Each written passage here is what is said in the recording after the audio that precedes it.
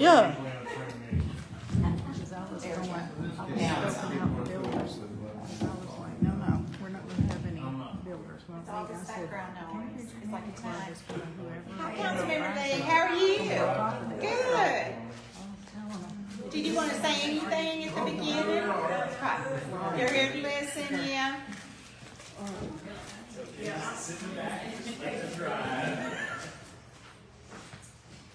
I know, I love sitting in the back and letting other people, right? I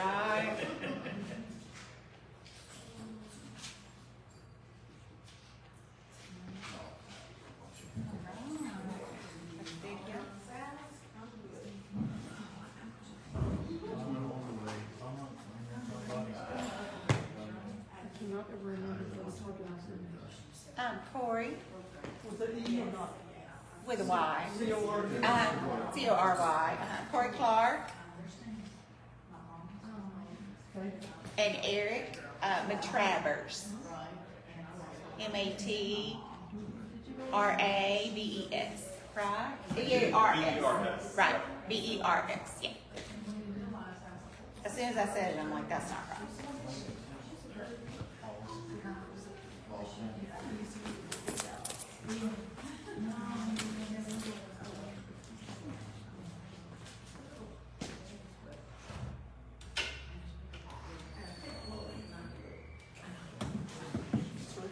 Oh, okay. I thought you were gonna kick us off. Oh, I can? Yeah. Okay. Sure. I'm waiting on you. You're waiting on me. Sorry. So thank you everyone for coming. This is the final meeting for the Cane Ridge Area Study Plan. They have done a lot of work on this, so we're excited to see this almost final product. And as I understand it, once this is completed and gets ample community feedback, it goes to the Planning Commission, and she'll tell us all about that.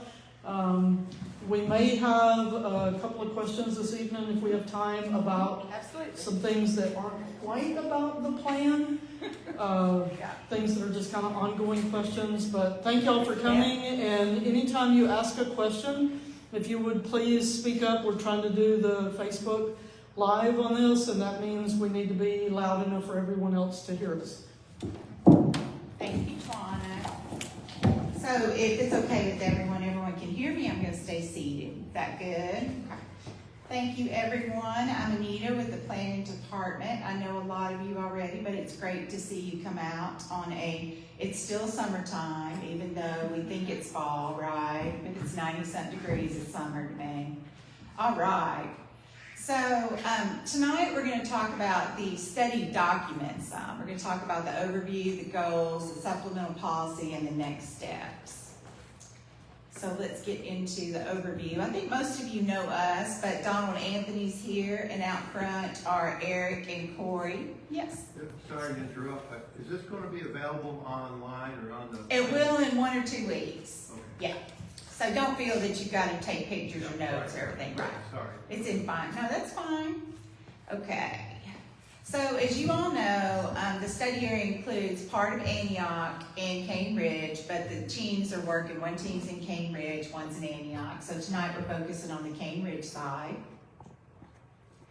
And most of you came to all these meetings. As you know, we started last fall and have been in regular conversations and everything. But in addition, we've been discussing with other staff members at planning, other agencies, and coordination with council members and other metro departments as well as TDOT.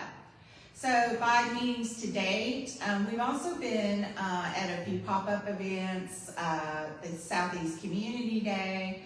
We try to do things online as well for people who can't physically come to a meeting. So that's why I'm always appreciative of Twana for recording and offering Facebook Live as well. So initial requests came from the community, as you all know. And so when we start a small area plan, we want to come in and listen to the community and find out what the needs are, what issue a community is trying to solve, and what types of product or policy would best address that. And as I'm sure some of you know, there are so many studies going on with Metro right now in different Metro departments. You know, we had the Choose How You Move initiative adopted last November, so now they're in implementation of that. But you've got NDOT and WeGo studying mobility across the county and what projects need to be priorities. You know, you've got TDOT doing Nolensville Pike and choice lanes. Parks is doing an update to their Plan to Play master plan. Internally at planning, we've worked on something called the neighborhood development framework that we're getting ready to share. We're working on the housing and infrastructure study. Our housing team has worked on a unified housing strategy, and we're kicking off the ecological conservation strategy. So a lot of pieces that we are trying to thread the needle and put together as they overlap each other. And so when you all see the document, it's about 60 pages. A lot of it is background materials, right? Infrastructure, public facilities, we're gonna talk about community plans and character policies, engagement, but of most interest, the community goals and the action plan and implementation. And one of the action items was to create a conservation-focused supplemental policy. I understand, I know you all talked about that last time, went into some detail with that. So study goals. Emerging themes will come as no surprise because you all said this. The pace, locations, and type of development, right? Especially as they relate to the area's context and character. The lack of available, adequate transportation infrastructure. The desire to protect natural and historic resources. So the goals then focus on what's the appropriate land use policies, how do we improve community connectivity, site and building design that best fits an area's context, and protection of those resources. So goal 1, land use policies and regulations support growth appropriate for the area. So we determined that it was okay to retain the existing base policies and continue monitoring development patterns. So in the future, if any policy changes are needed, we can work on that. We have a long list of edits that we are continuously working on for our land use policy dictionary. We refer to the community character manual. One of those things is monitoring our residential policies. Right now they are in 2 buckets, neighborhood maintenance and neighborhood evolving. But how best can those fit like different contexts across the county? You know, we have things where we say rural, suburban, urban character. And another thing that's coming out of the housing and infrastructure study are 2 new zoning districts to make, when I say missing middle housing, do you all understand like that term at all? You heard it. You know, it's about the types, like we know we have single family homes, right? And then you have large, at the other end of the spectrum, large apartment complexes. But what are all those types that are in between there that we used to have a lot of in urban areas? All the range from, you know, duplexes to homes that might have had broken up into 4 apartments to small walk-up garden apartments. And so we're trying to make it easier for people to do that missing middle housing. We call it middle housing. And so appropriate locations along the corridor. So you may hear us talk about that, come back out and talk with you all about some locations for that as we get into actually mapping those 2 new zoning districts. And then as large sites are developed or redeveloped, continue working with folks to encourage the inclusion of various housing types, sizes, and lot sizes. And then conduct a review of Cane Ridge's historic resource inventory. The Historical Commission is currently working on that. So goal 2, community with unique natural and historic resources Cane Ridge should have that are recognized, designated, and protected. So action item 1, create a conservation-focused supplemental policy that supports development. That's what we worked on. We have that one in a draft form. And then conduct analyses of area roads, of course there's a long list of them, to determine whether any specific streetscape provisions may be appropriate. So what does the road look like on the sides as you travel along, right? Planting, curb and gutter, ditches, swales.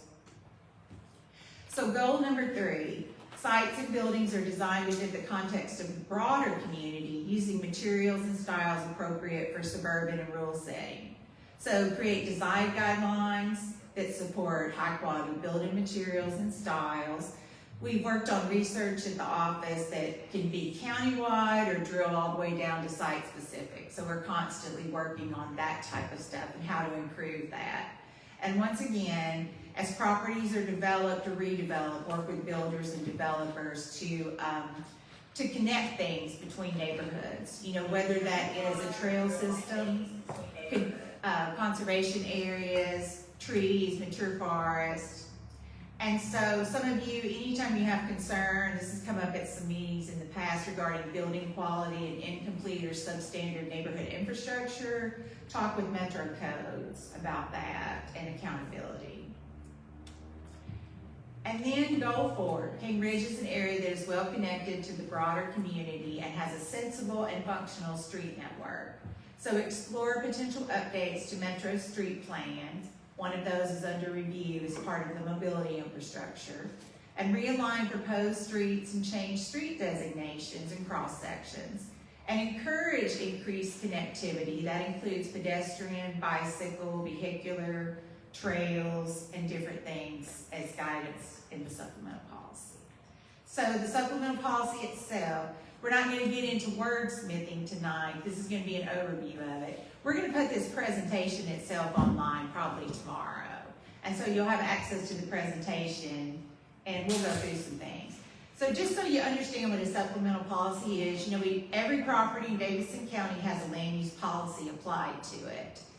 And that provides guidance through the community character manual. When we encounter an area that has very unique features, something that very specific needs to be highlighted and guided, we put another layer on top of that, and that's a supplemental policy.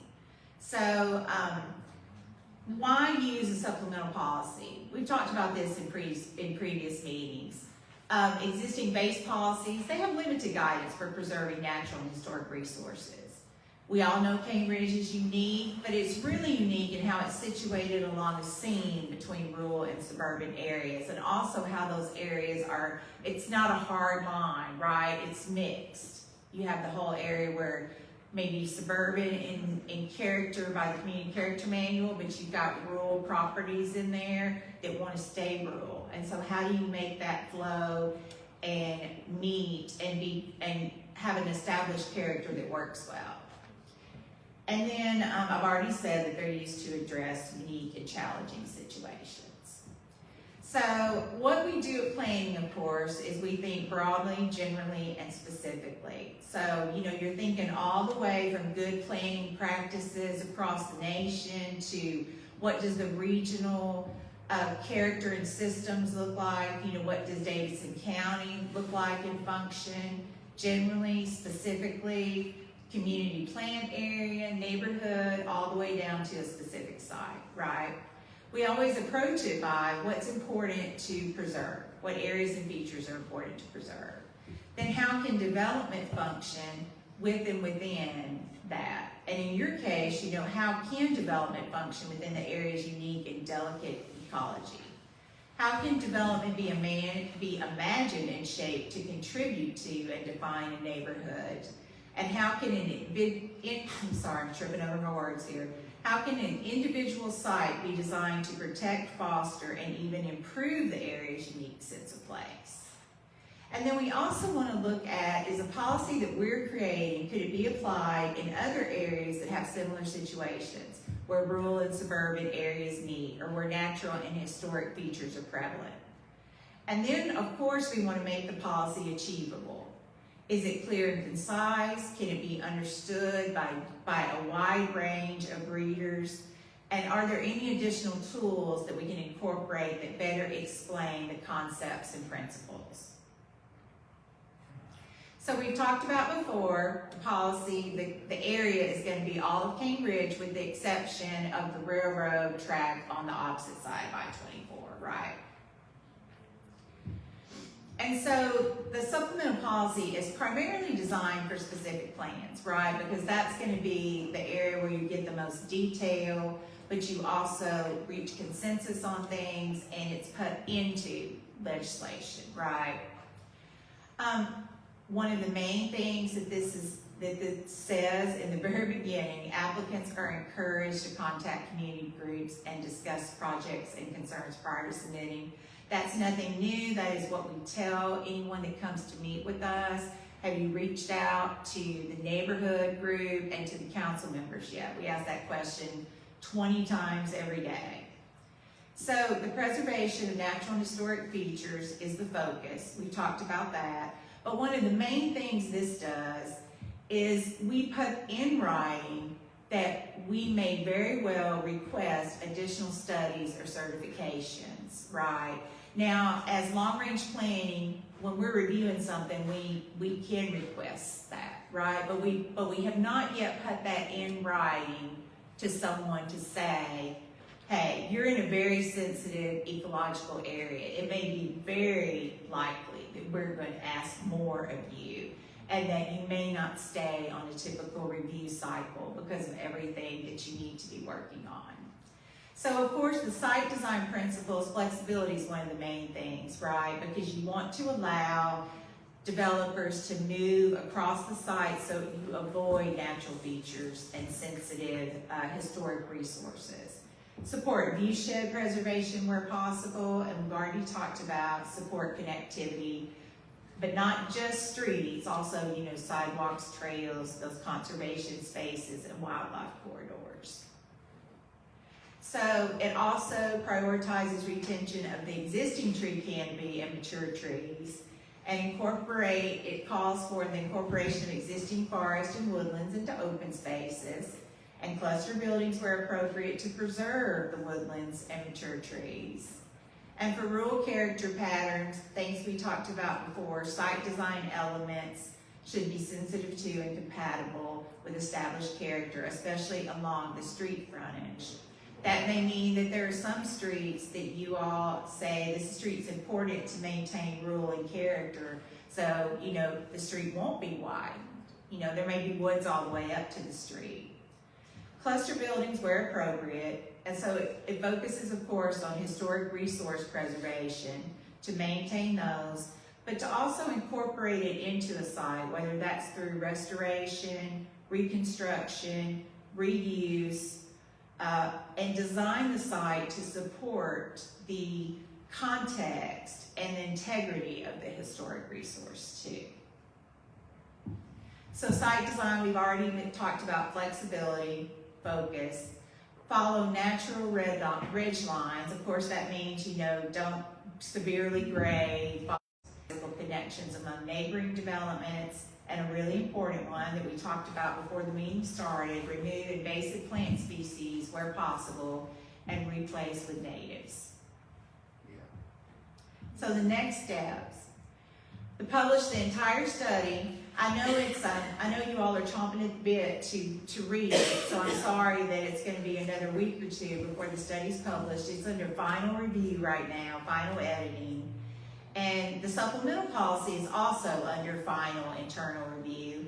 I think we have, Donald's out there, but I think we have probably 24 people who have read and commented on the supplemental policy in planning, and a couple more from NDOT and some other departments as well. So a lot of hands have touched the supplemental policy. But like I said, that's part of making sure that it's achievable, right? We don't want to write something, have the commission adopt it, and then be like, well, oh my gosh, we couldn't implement this at all. It's failed. So the next steps would be after that, there'll be a comment period. You all read the study, you comment on it, you say, well, I like this, I don't like this, we don't think you fully captured this here, what about this other issue?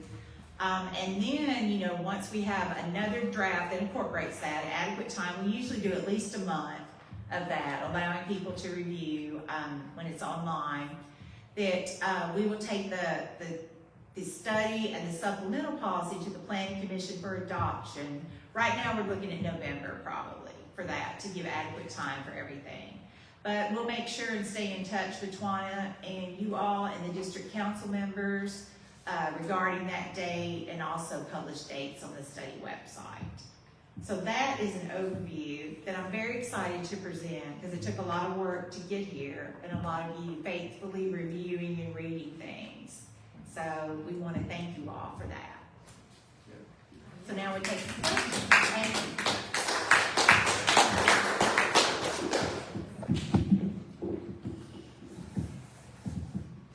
Can I just start off with a couple of questions? You bet.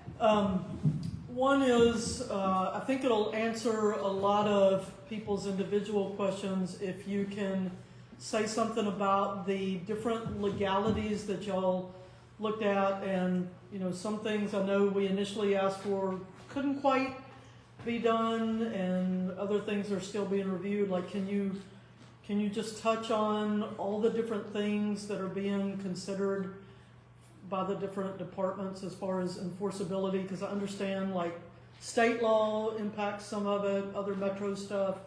If you can just say a little bit about that. Yeah.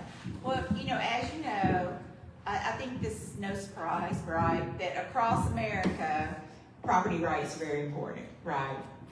And so being a blue county in a red state, we always are thinking about what ideas, how can we push the envelope, but not necessarily get a loudspeaker and communicate to the state government that we are doing something innovative, right? Or, you know, maybe try to be under the radar to want to press the pause button on recording. Be under the radar a little bit, right? But also, you know, planning, when you see things like a rezoning specific plan, we don't want to put anything in that specific plan rezoning that Metro cannot enforce, right?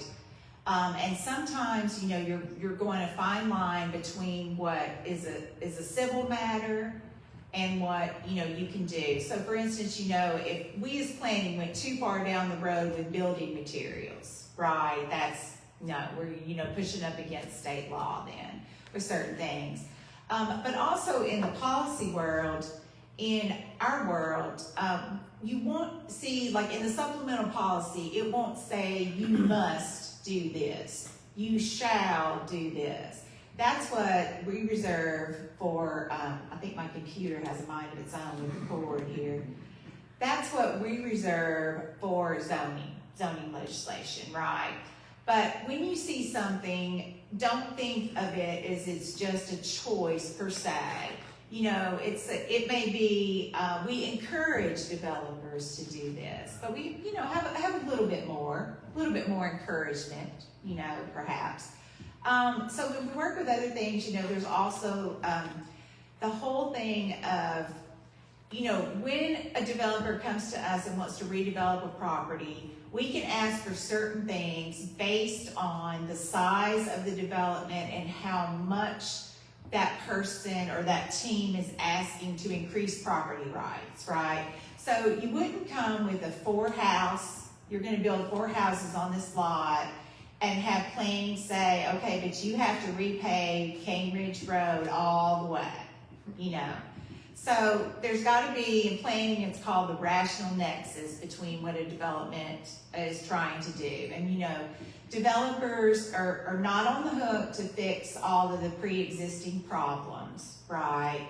But I think that's why, I mean, that is why we encourage you all to stay involved and for developers to work with you all early, because as a community, you all can ask for things that we cannot, right? There's just gonna be, though, that fine line where when we get to an end of a process, we may say, hey, you all need to put that into a deed or something like that and not in the specific plan, because that's something that Metro cannot enforce or not deal with. So does that answer, do you want a little more specificity? No, Or is that's- okay. That's good. Another question is, can y'all say something about contact with council members? We have Councilmember Lee here tonight, but just how much involvement there's been, because I think we've got 4 total Yeah, council 4 districts. 4 council members, absolutely. For now, right? Yes, currently, right. Oh, and don't even, I'm on the redistricting team, don't even, yeah. My heart will explode. Yes, so in our world, you know, we are probably the department that works the most with Metro Council, right? Because, you know, land use policy stops at the commission level. When we say, hey, commissioners, planning commission, we want you to adopt the Cane Ridge study and the supplemental policy, that's not going on to council. Our commissioners are gonna make the final decision. But that study and the supplemental policy are affecting rezoning changes. So we're never gonna go out and work with a community without working with the district council members, right? Often they are the ones that ask us to actually come in and assist a neighborhood or help them figure a problem out or a challenge out in their districts. So in this case, an area geographically as big as Cane Ridge, you've got 4 council members, so you've got Rutherford, Lee, Stiles, and over in Antioch, Carell.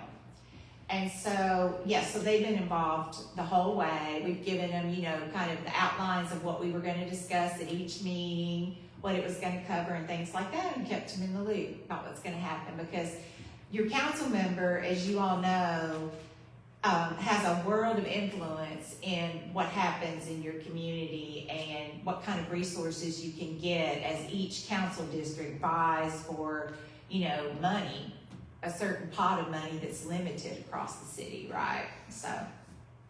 And I have one more and then I'm gonna shut up.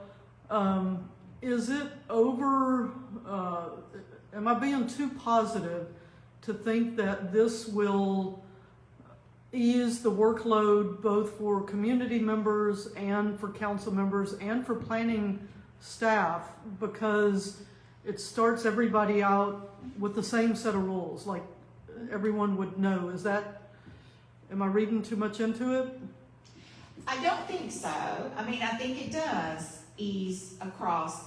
However, I think the big caveat is that you all cannot stop being involved in the process, right? You're still gonna have to negotiate development one at a time.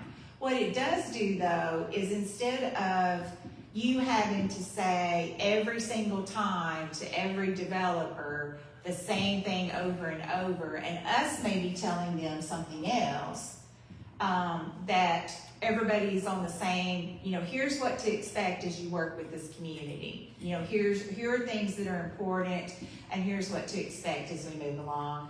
I know that it helps us internally as planners, including our land development team that reviews zone changes, because once again, it's setting out expectations of this is what it does. You all had asked early on, Anita, can we create a checklist, or can we do something so that we don't have to pay as much attention to each zone change? And that's where it's like, that's a no. You still got to pay attention and negotiate each one and talk with each one. But then hopefully people will understand the process better, right? Which makes things a little easier as it gets rid of some of those unknowns. You'll hopefully, propagate developers that will work with you again on certain things, and so they'll be more knowledgeable as it goes on and things like that too. So we hope so. We hope it's a win-win.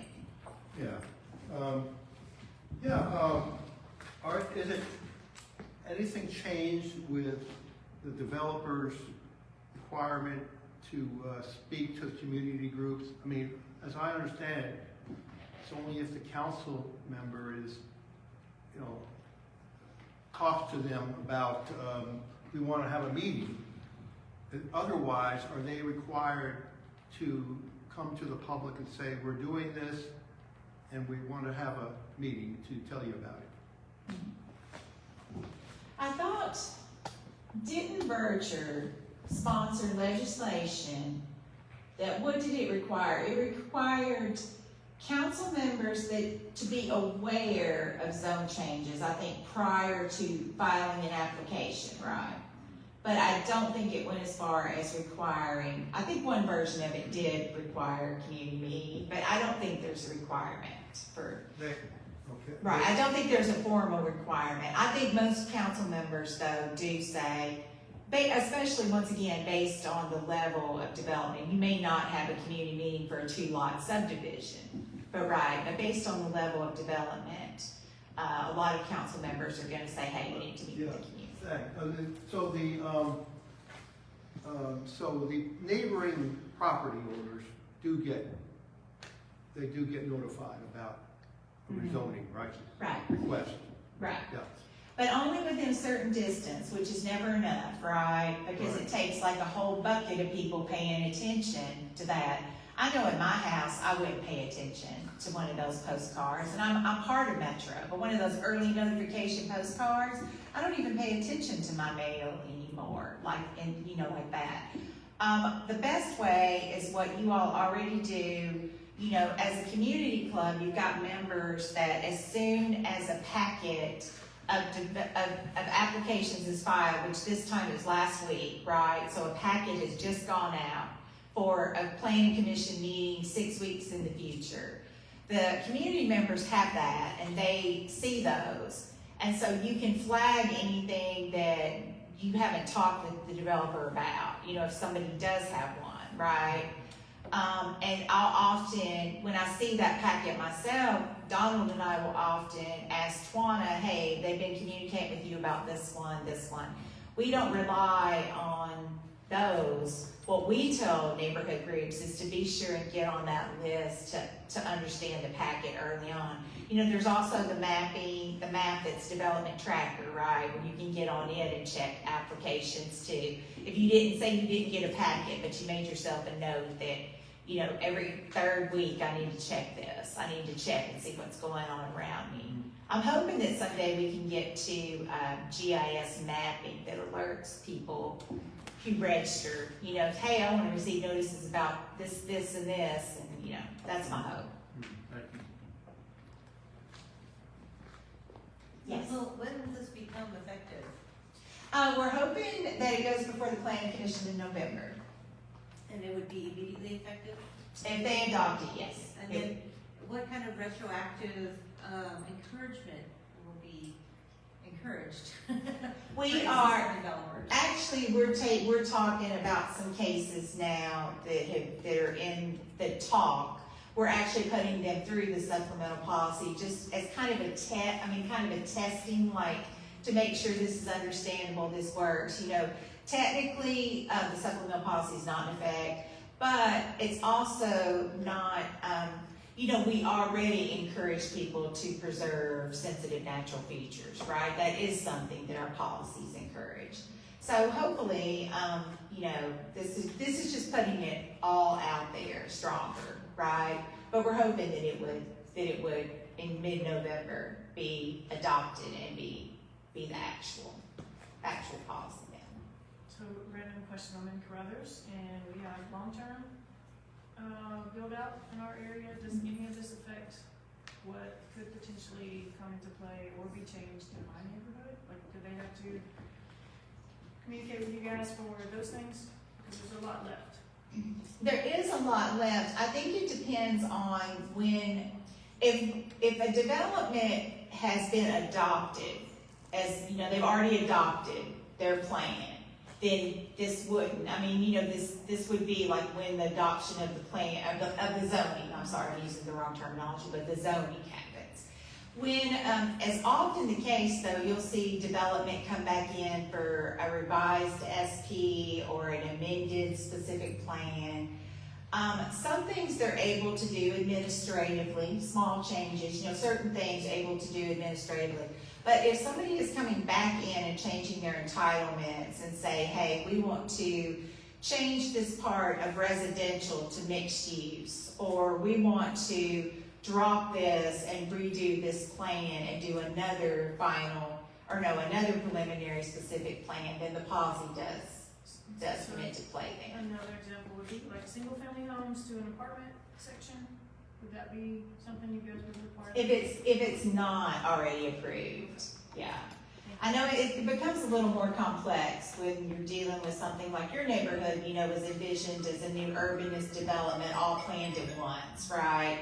And over time, changes have had to be made. And so it's just kind of like what level of change happens is how the policy might align with that. If something very minor that doesn't really rise to a rezoning entitlement change, then no. But something that's more about changing the entitlements themselves. Can I follow up on what she's asking? So in that area, there are numerous phases. If a phase has sat completely unaltered with no work on it, since it was passed in council, which I think is like 15 years ago now, is there a point at which they would have to resubmit and this would become applicable? 25 years or something. It was 2007. Yeah, it's a very long period, I think. So I will say that our design studio section, particularly Sarah Cook, has been working on Yes. on some phasing work in that development. She's actually she's joining our team next week. Next.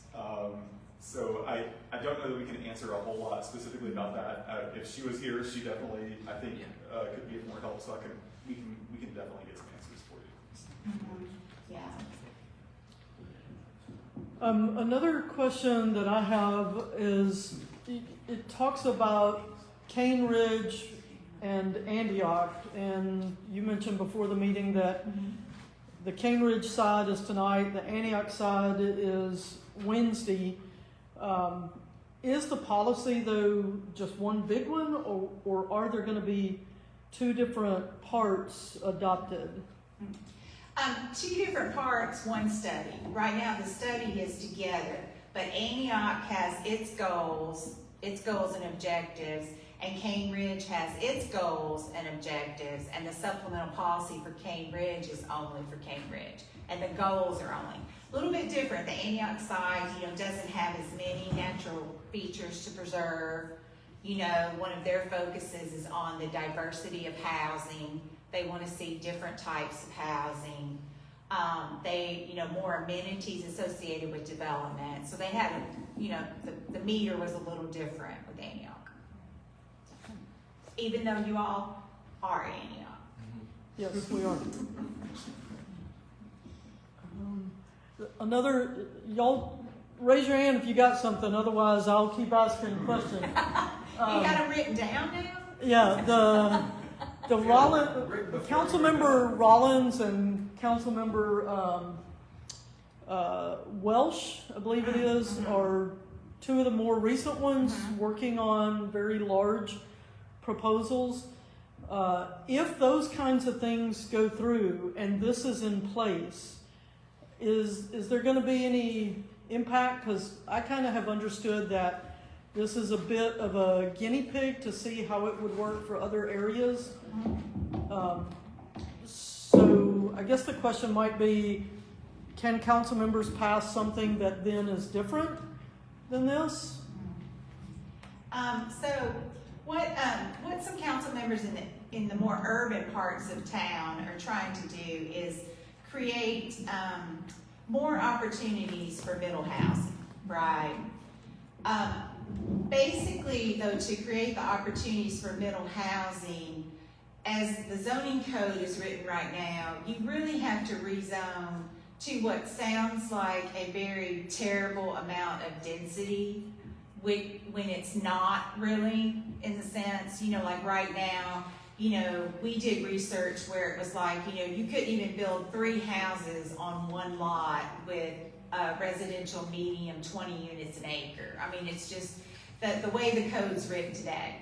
So what they're trying to do is solve a little bit of a different issue than some of the issues you have out here.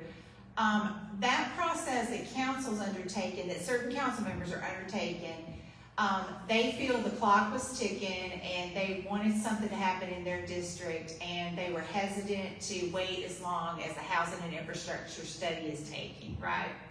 So what planning is recommending, when you see the housing and infrastructure, which parts of it are in play now being recommended, it's different. We're recommending is planning a much more surgical approach to, let's focus on the transit corridors. Let's focus on the frequent transit corridors first and see what happens there. And not do the mass rezonings like those large geographic areas at once. So we're gonna work, I think the schedule right now is that we would work later in the fall on actually putting these new zoning districts that we're talking about adopting now, the neighborhood and the limited residential zoning districts. We would work on mapping those along some of the corridors later this fall. So pay attention, that kind of work.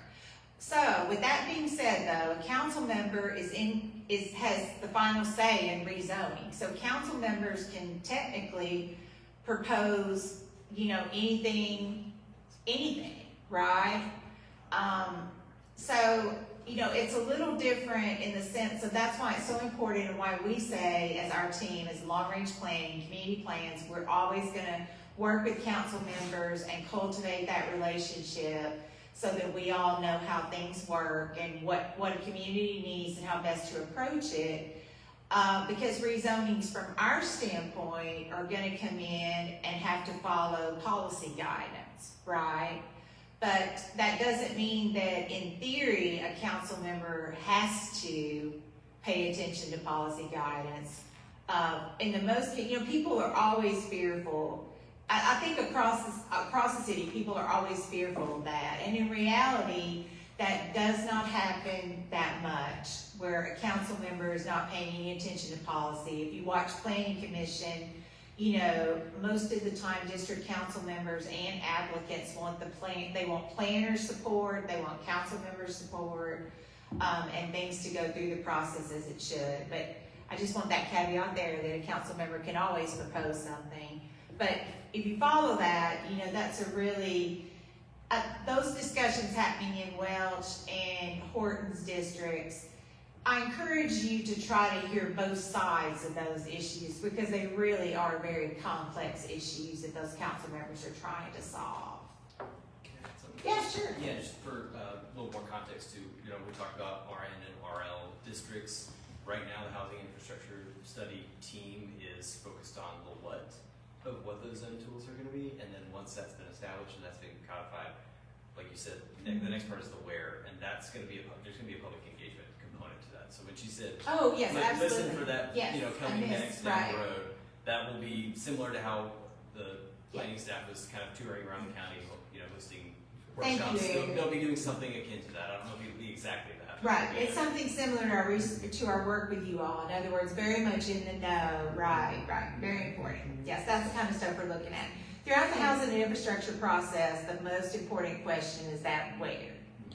So part of the clarification I hear from you is that if the Cane Ridge area supports and we adopt through the Planning Commission this Cane Ridge supplemental policy, that will not preclude more intense development from occurring like along the major corridors like Bell Road, Nolensville Pike, even OHV at I-24. Those two things don't exclude one another. Right, Correct? correct.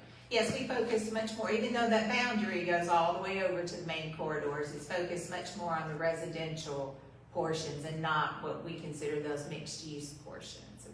Okay. George, I know you got one.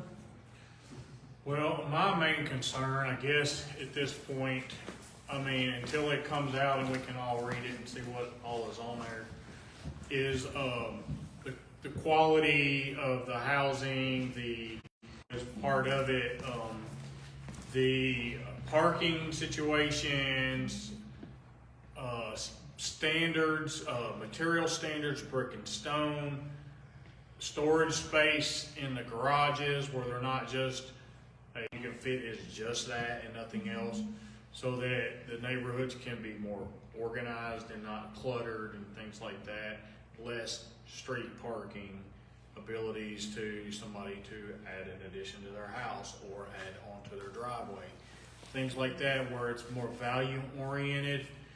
We over here, we're sort of like the gateway to Nolensville and Brentwood, and a lot of people over here feel like we should have the same quality of neighborhoods that they do, or at least something that transitions that way.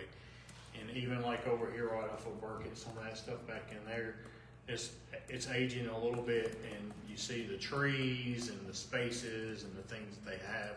It makes it look like a really good quality community with things like that, so that it's better resale value.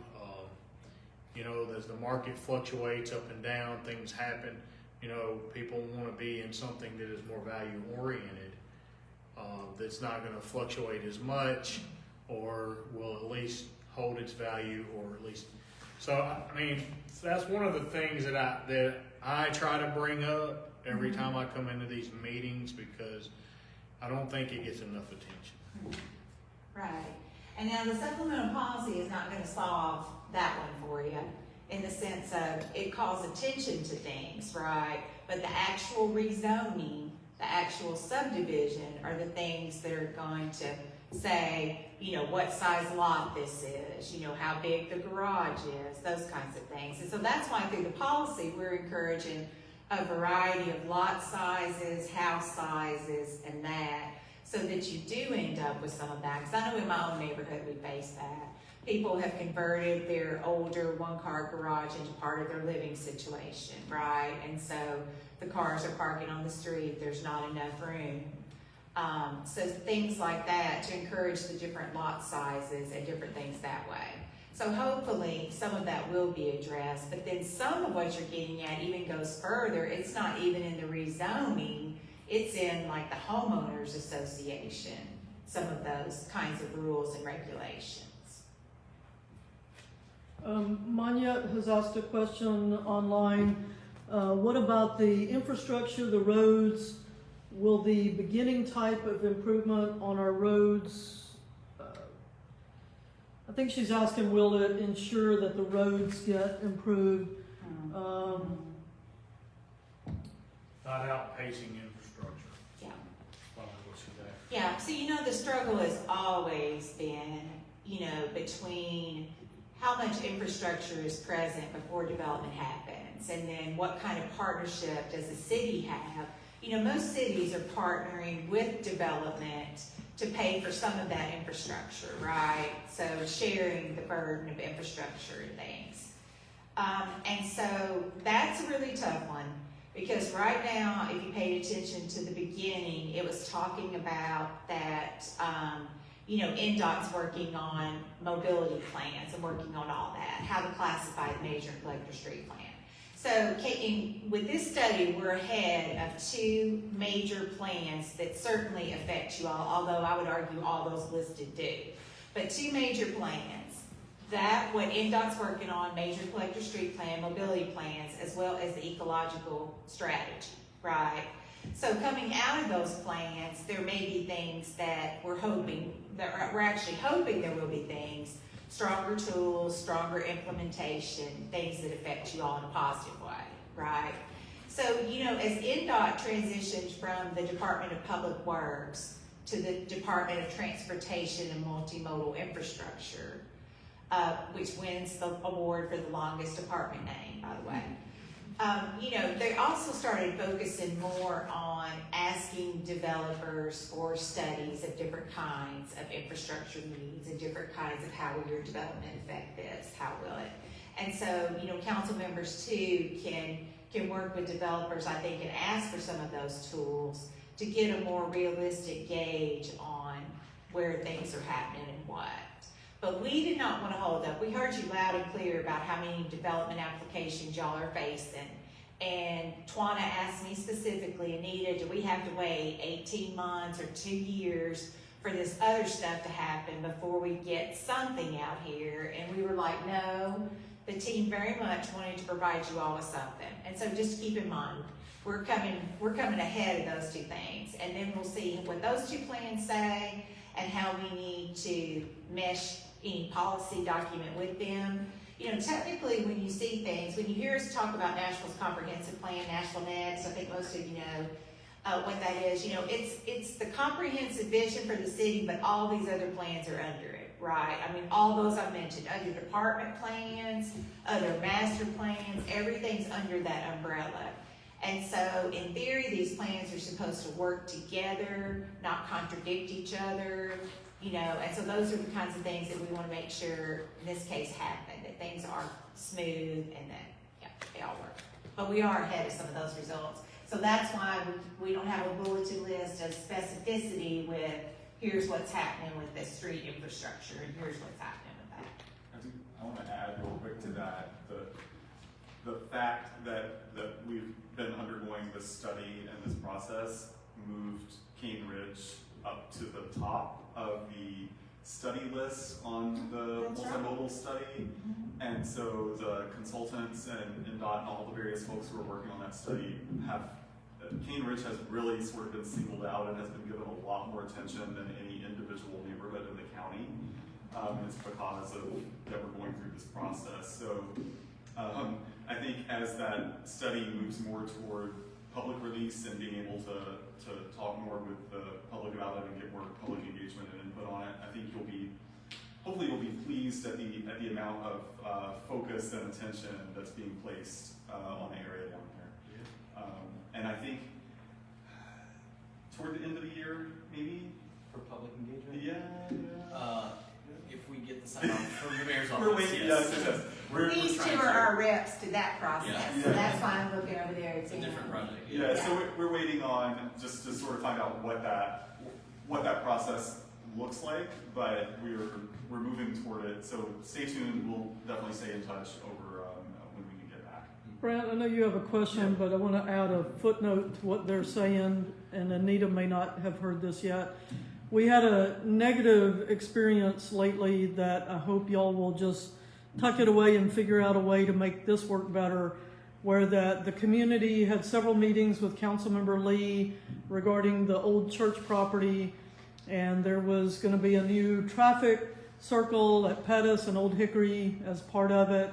And we kind of got everything lined up and everybody in agreement out here. And what we didn't know is that down at NDOT, they asked what the developer perceived to be too much, and the developer totally pulled out. And so that whole thing has fallen by the wayside. And if there's any way y'all can help us convey to NDOT that, you know, if that kind of conversation is going on, man, we'd sure love to still be part of it. It's time for more community conversations, and I don't think we ever thought about that happening where they just went too much. Twana, you're saying that the roundabout caused there, the traffic circle caused the developer to be like, that's too much money? Yeah, We're we gonna- had asked for it to be shouldered 50% by that developer, and what they conveyed back, and I wasn't there, so I'm just reporting what I believe to be true, but they conveyed back that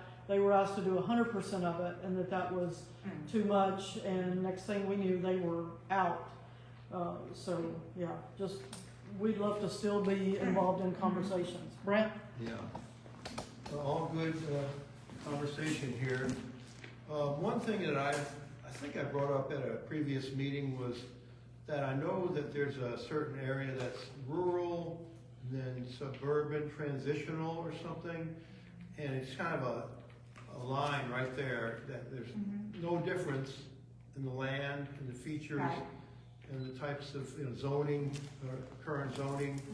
And things are disappearing so quickly here and being developed that my hope was that it could be extended, the rural, what's it called, overlay or It was policy, it's Policy, real policy. policy, yeah, because that's what we're trying to do here. right. And if you can just, somehow make that consistent with what all this is saying, rather than we have this and they can do a big old development here. And, I mean, does this mean there's any difference? What's the difference in being able to do a development in the rural versus the transition? Do you remember an earlier meeting where we talked about that to expand the rural policy area, we really needed to look at sewer maps and look at the urban services district and all that. So when that happened, that left a small part, right? It's not that big an area to grow that. At the same time, we were hearing you all say that what was even more important than that distinction was across the community preserving the sensitive natural features and things like that. So while it's true that rural policy in and of itself probably more strongly preserves sensitive natural features in some cases, I think though the flip side of that is rural policy doesn't really support rezoning away from AR2A.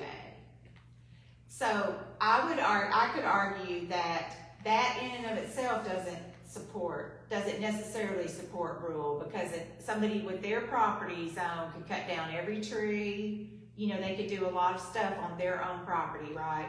And so what we did instead was focus on, instead of trying to grow by a couple of parcels here and one parcel over there, and, you know, 2 or 3 here, we just focused on applying a supplemental policy across. Okay. And can I expand on that? I think what you're trying to get at too is that from a policy standpoint, if we look at our community character manual, it's pockmarked, right?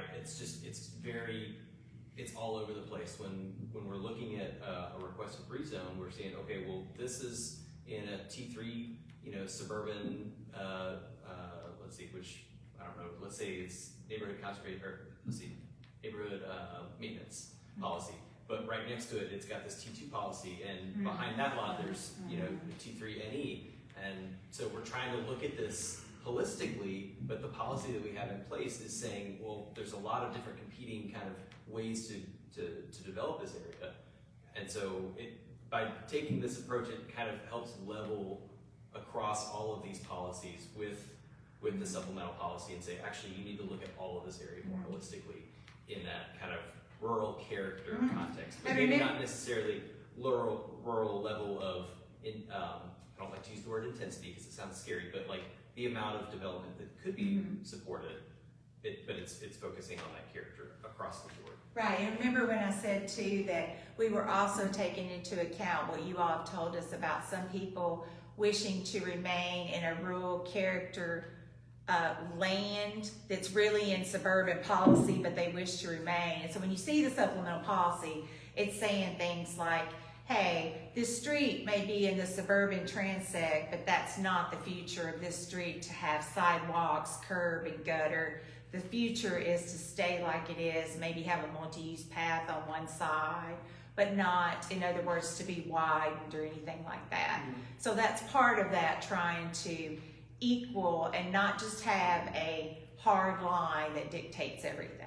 Yeah, I just hope that ecological the survey, I guess, or study that's going on will come to some solution to retain, you know, the larger areas of natural areas rather than, you can have a little creek here, you can have a little open green space, but it's you know, fractured, it's fragmented so much that it's not really helping the wildlife habitat or Just don't forget, we have that responsibility as community members to voice that, like she was saying earlier. Yeah. I'm voicing We're, that. we're working in several communities right now, and one of my hot pressing topics to me is wildlife corridors. And so, how do you make that more?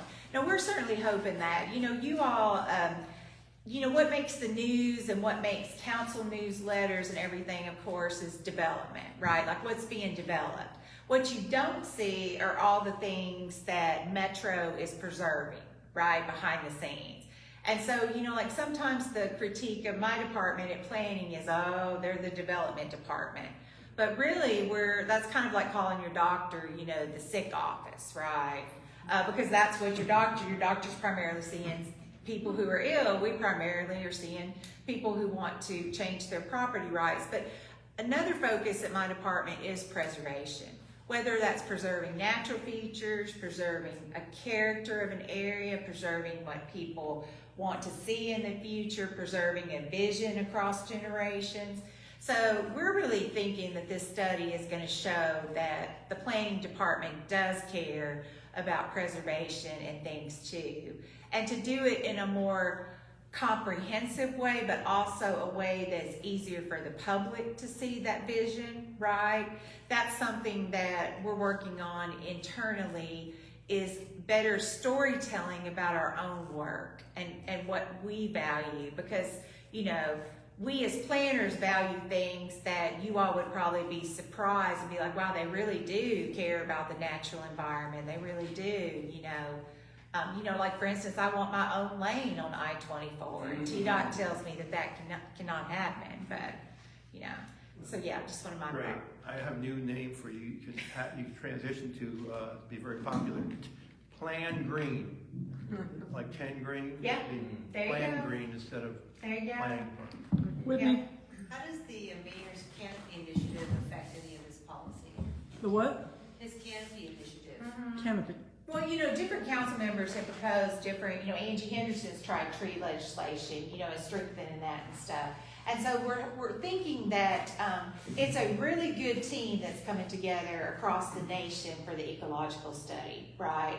And so we're really thinking that they're gonna have the experience and the guidance to really put some of these things into a regulatory framework that we've talked about and tried to work on. And so we're certainly hoping that stuff. So yes, all that's factoring in. Things that we've done in the past, like, we've talked about green printing and talked about the different green task force and different things, natural resources task forces and things. So yeah, so we're hoping this brings it all together in that way.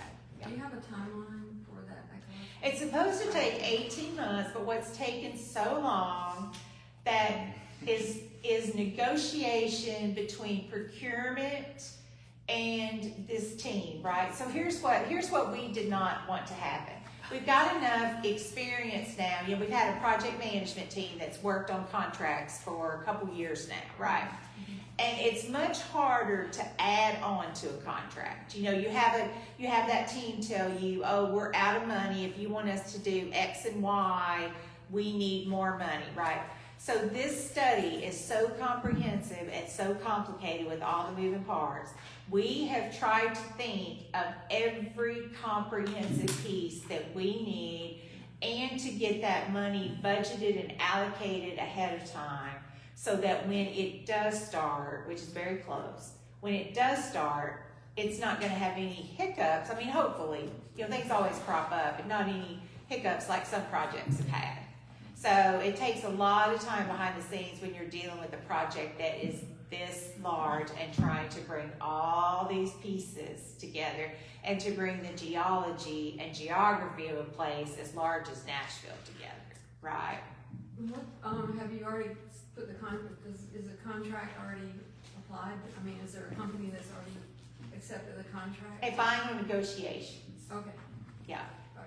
So that means Can you hint, or can you hint? no. Just wondered. Finance would come out of the wall It's my team. and right, hit me over the head with the microphone. Do they have wildlife professionals? Yes. Yes. Yes. You name a professional, it's on this team. All right. Right. That was one thing we asked for. You know, we're former TWRA. Yeah, right. Yes, well, Right. Willie, and what about tunnel experts? So we've got a few people who haven't asked any questions. Pam? Nothing? So can you tell us anything Nothing? about the Neither tunnel? one of you? Wow. We've done some things right. Do you think anybody in Metro, right, we're reading the news in the paper just like everyone, or on the TV like everyone. And, Judy? we're watching Mill Creek and thinking because Oh, yes. the of water course, table's no. dropped, it's, No. soft limestone, it's not hard. It'll No, fracture. that's what, the only thing we kept saying early on was there's rock and there's Nashville rock. It's limestone, it's 3, hardness of 3 out of, and your fingernails No, 2.5. right. No. Councilmember Lee, do you have anything you want to add or question about any? I don't really have any questions, I guess, as we look at this, evolve. I'm just happy that everybody's here. I mean, it's no surprise the type of thing that we've been looking at in this area. We've been voicing that for a long time, and we're still getting all of the, developers and everything coming out here, and they're not understanding the type of look and the kind of feel that we need out here, not understanding how it is different. We all understand that everybody needs housing, and so we're not trying to say that we want to do anything where people don't have that. It's just that we want to make sure that we preserve some other things that also need preserving. So that you all are listening to that as people come to you and as developers work with us, like that example that Tawana gave you, and that we have been not hardballing, but talking to them about we need this, we need that, we need this, we need that. And they've said that they will pay for some things that are on themselves so that it can help the community. And then when we go to planning or wherever else it goes, that we're told that they may be told, well, you don't have to do that. We don't think you need that type of thing like that after they've already worked with the community. So that's a very important piece that I don't think everybody in the I think you get it because they call you all the time. But everybody in the offices may not get how out here looks at things differently and that the needs are different. And just because this is allowable under this does not mean that this is what we want and that it's right. Just because it's allowable, that's the least part. We might want to go to the more part. Yeah, Okay. absolutely. Anything else over here? Do you want to add to anything else? Did I misspeak about anything? Or do you want to, I think so. right? Yeah. Yeah. Just jotting down notes on that. Not things. Yeah, I wouldn't let Eric bring the big flip chart tonight. I said small notebooks only. I do want to mention one thing in response to earlier when you were talking about building materials and design and that kind of thing. The planning department we're working on these different frameworks that are sort of complicated. We're still trying to figure out how to get those out to where they make sense to people. But one of them is sort of like lot or a design type framework. I don't know exactly what the wording is for it, but it's just now sort of in the starting stages. But we're looking at basically lot design, building design, that kind of thing, and seeing what potentially what planning regulations or planning policies could do to maybe help improve some of that. So I do want you to know that Are there certain principles? are certain principles for design. And so in the study document, the very lengthy study document, not the supplemental policy part, but the actual study document that Anita was talking about earlier, we wrote a little bit about that and about the importance of that to this community because we heard that previously. And so we've written in there, the community supports this and supports Metro taking this action and looking at potential design principles that could apply in the area. Well, because my concern is we don't want our area to be the cheap alternative. Oh, exactly. And so, there's a lot of value already here, resource-wise and everything else. So we really want to complement that with high-value homes.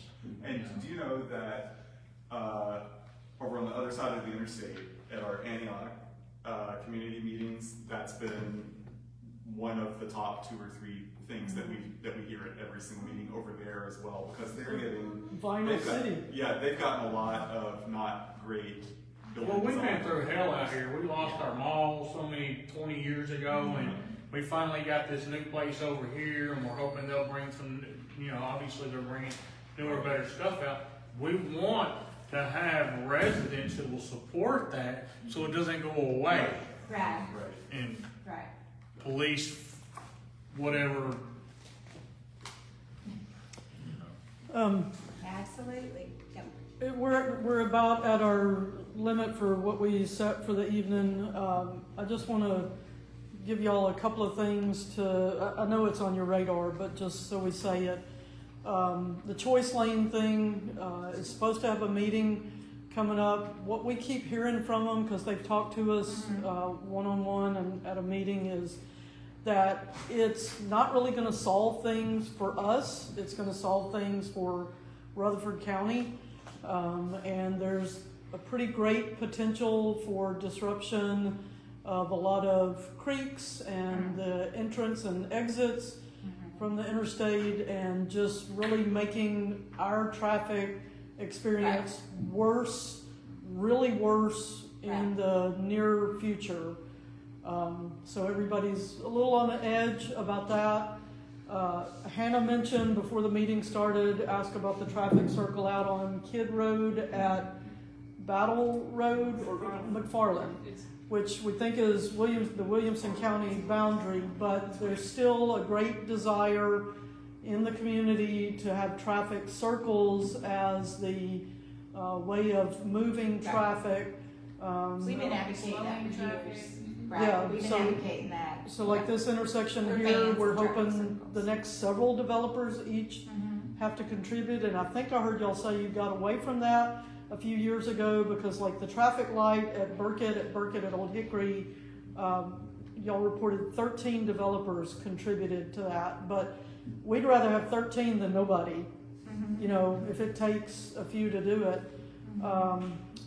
We still want something to happen as far as a traffic circle at Pettus at Old Hickory, because there's just not really any other good solution to that.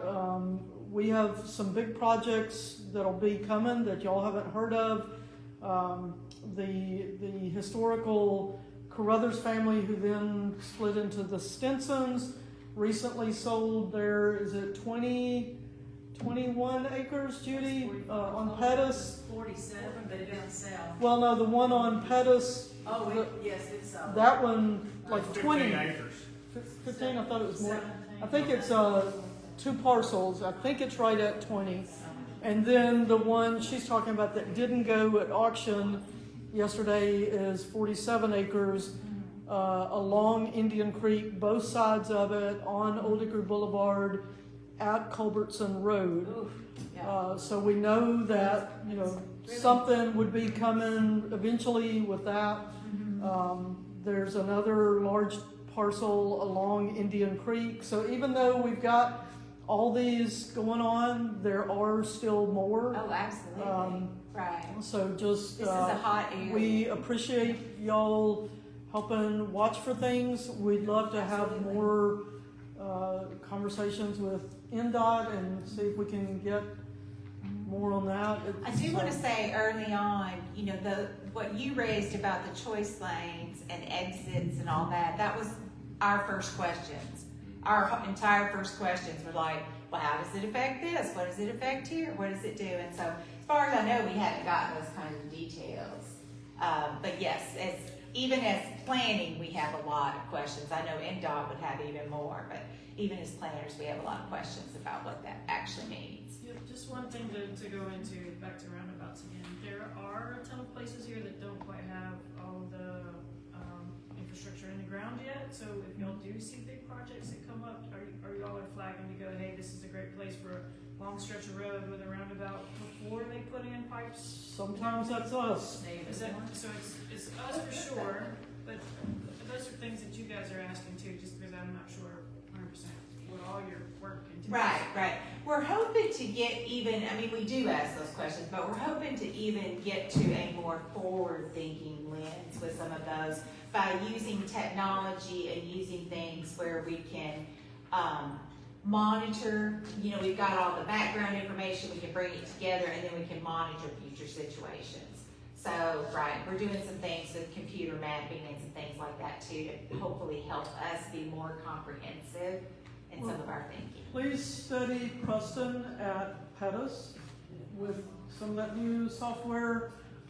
We're about to miss an opportunity to redo that intersection, and it'll be a one-shot thing. It was a plan previously approved that never came to the community, and nothing has been done on it. So And it was then under that's the one where the previous- developer walked away. Is that, No, no, this that's is not a right. different, this That's is different. when it was a different council member's district, and there was not a meeting about it, so, yeah. And just one thing I wanted to add, we're still campaigning for the Metro to purchase the 15 acres that's right behind us here. That's to join into 7 acres of this historic park. I think it would be a tragedy if that was developed. I think we all Well, agree with that. So. Thank you, everyone. We really appreciate it. Appreciate you coming out and appreciate your time, and I hope we get to do this again. And Yes, and we'll let you know as soon as that document's posted. We okay, will. We'll let thank know. you. Thank you. Thank you. Thank you, everybody.